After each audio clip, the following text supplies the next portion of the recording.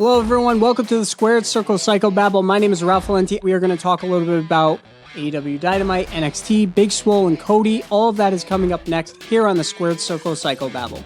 So, I think it's fairly common knowledge to most wrestling fans, especially those who pay close attention to the viewership and the ratings for both NXT and AEW, that last week NXT actually held a fairly significant viewership victory over AEW Dynamite.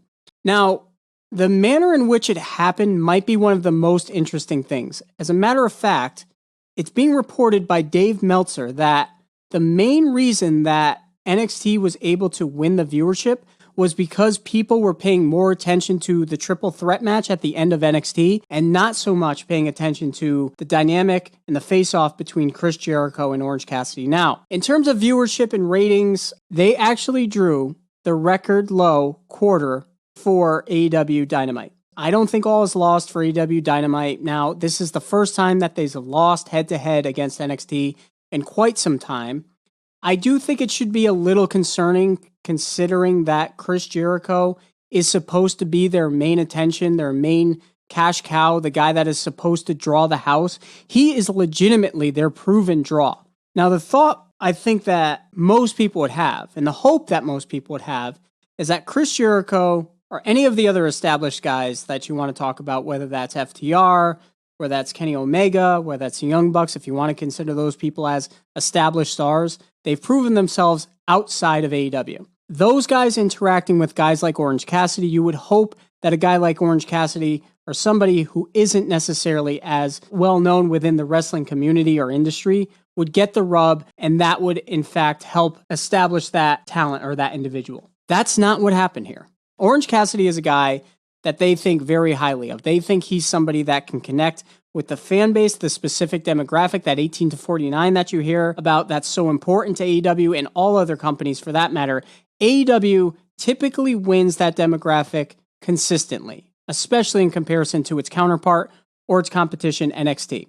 NXT typically will get the 50 plus, but AEW Dynamite always does fairly well in the 18 to 49. That's where they usually win. Now, people didn't necessarily stay tuned into AEW Dynamite when these guys faced off. Why is that? Well, Chris Jericho is a proven commodity. He's proven it time and time again. His ability to draw has been solidified, whether it's in WWE, New Japan Pro Wrestling, wherever he's been a draw. Orange Cassidy is not. Not yet. Right? And this is something we debated here on the show before. My brother and I went head-to-head and we both debated the ability of Orange Cassidy to draw. Now, my main argument was he can draw, but to what extent, right? If you're going to compare this guy to, significant draws in the wrestling industry, the Stone Cold Steve Austins, the Rocks, the Hulk Hogans, the Chris Jerichos, even to a certain extent, he doesn't live up to that just yet. I mean, that's a high pedestal to hold him to. Now, I wasn't the one saying that he was going to be a significant draw, and I wasn't the one saying that there was anything there yet. Dave Meltzer was the one who said that when the AEW guys, whoever that may be, the higher-ups in AEW, look at the quarterly hour numbers, they see something there with Orange Cassidy. First of all, he's a divisive character, right? You either like him, you get his character, or you don't. There's really not much middle of the road when it comes to Orange Cassidy. This doesn't do much for Orange Cassidy in terms of his ability to climb the corporate ladder, so to speak, or to be positioned in a main event.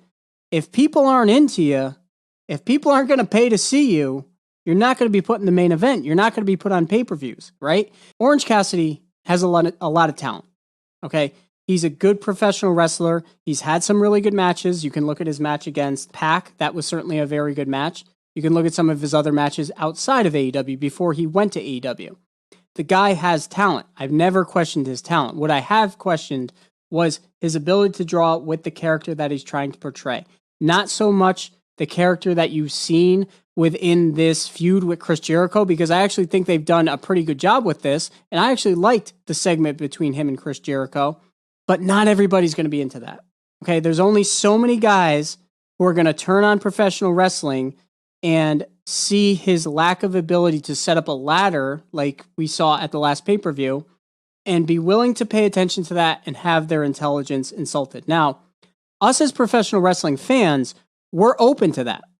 Okay, we're open and willing to pay attention to that type of stuff and just accept it. to the casual fan, to the fan who paid attention during the Attitude Era, when wrestling was at its peak, they may not be open to stuff like that. They may think it's stupid. They may think it's corny. They may think that it's just too insulting to their intelligence, and they're going to tune out. Now, is that exactly what happened the other night? Maybe, maybe not. Maybe people just aren't into Orange Cassidy. Maybe people just don't know who he is yet, and he's an acquired taste. All of those things are certainly possible. Now, when you look at the way the two shows ended, I think it's interesting that a company like AEW that positioned itself as a company that's going to focus on professional wrestling and focus on a more sports-based feel, closed the show with a face-off between Chris Jericho and Orange Cassidy, and the fans chose to turn that off and would seem like they chose to turn on the other show. They saw what was presented, they saw Chris Jericho, and they saw Orange Cassidy face-to-face, and they changed the channel. And what did they change the channel for? A triple threat with 3 extremely talented professional wrestlers. So people changed the channel from the company that wants to cater and target the hardcore professional wrestling fan base because they presented a face-off, which most would probably consider a, more of a sports entertainment type segment, and they switched for the professional wrestling. Can NXT continue to do this week after week, build intrigue? I mean, it's got to be encouraging for them because 3 guys that you want to get over with the fans, that you want to resonate with the fan base. Keith Lee, tremendous upside. Finn Balor, already established guy on the main roster, has done a lot. Now working in NXT. Will he go back up? I'm sure he's going to at some point. And then a guy like Johnny Gargano, who night in, night out, always puts on a good performance, right? So 3 guys right there. That's a lot of guys involved in one match, all gunning for, obviously, a match against Adam Cole, where, we've talked about this. WWE is going to counter-produce AEW. Not all hope is lost if you're AEW Dynamite. It should be a little bit concerning, especially considering you did have Chris Jericho involved in that segment, and you did have Orange Cassidy involved in it, who you do have a lot of hope in, and you want him to be one of your top draws. He's not there yet, guys. Okay? I said this 2 months ago when my brother and I recorded. He's not there yet. He could get there. He's somebody that can connect with the fan base that they're going for, maybe that 18 to 49. But you have to remember, they are not just trying to cater to you as the AEW fan, okay? They need to expand. By expanding and trying to get other people interested in their product, that helps everybody. That helps. You should be happy that they do stuff like that by targeting other fan bases, because that means they make more money. They can go out and get better talent, put on a better show for you guys. What I mean by this is not everybody's going to be into that Orange Cassidy thing. Not everybody is going to connect with him. It doesn't mean he can't be a big draw. It doesn't mean someday he might not be the top guy there. I don't see it. I've compared him to guys like Conor McGregor, who obviously has a huge following. Every time he fights on a card for the UFC, the pay-per-view numbers go through the roof. A significant increase, right, in viewership, in revenue, pay-per-view buys, stuff like that. The top guys in the industry got a lot of attention from the casual fans and the people who didn't even necessarily pay attention to wrestling.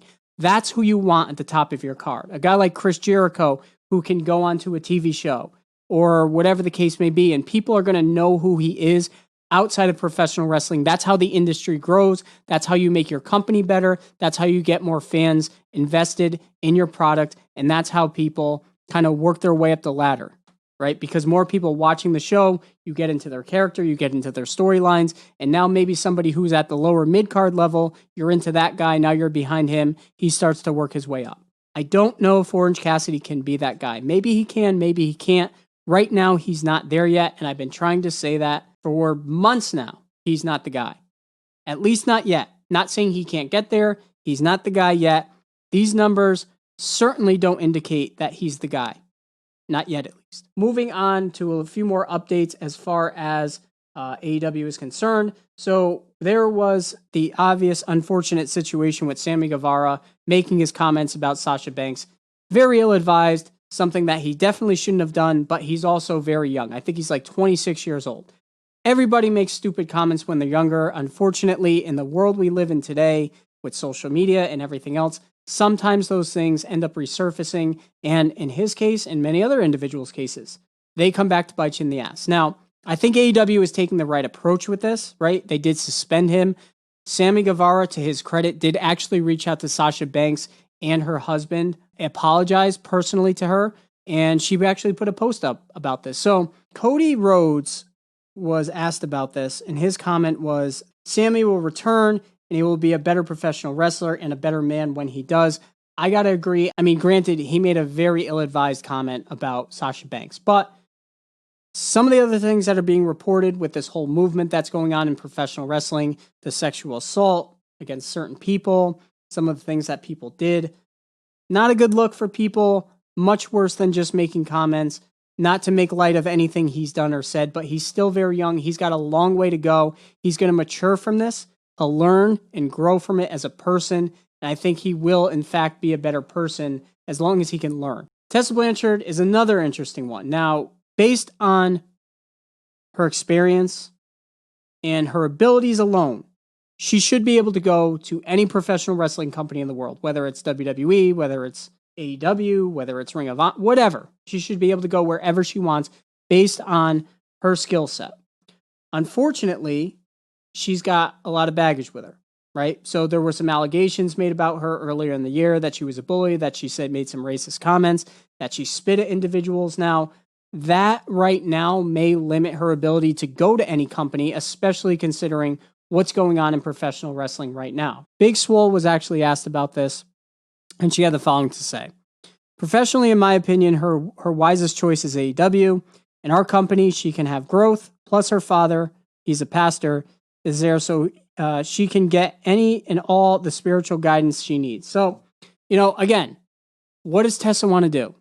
Is she going to reflect on some of the things that were said about her? Given, if they are certainly true, can she go there and learn and grow under the guidance of some of the people there? The one thing that I think AEW is missing, at least as far as the women division is concerned, somebody that they can look up to for guidance, right? Tessa Blanchard's going to go to a company and immediately be put into the main event, right? And the reason I say that is because of her name, right? She's done a lot outside of the big companies like your WWE, like your AEW. So the fact that she's got all of that going for her, she can go to any company and really be inserted into that main event picture with any of the women. Now, with AEW, they've got a lot of good young talent that I think they can build upon, but they don't necessarily have any of those women who have been through it. And by been through it, I mean worked in the industry, worked with some of the other guys and girls involved in the industry, learned from some of the other guys and girls from the industry, somebody that can take Tessa inside and say, look, you fucked up, you made some mistakes, but this is how you can rebound.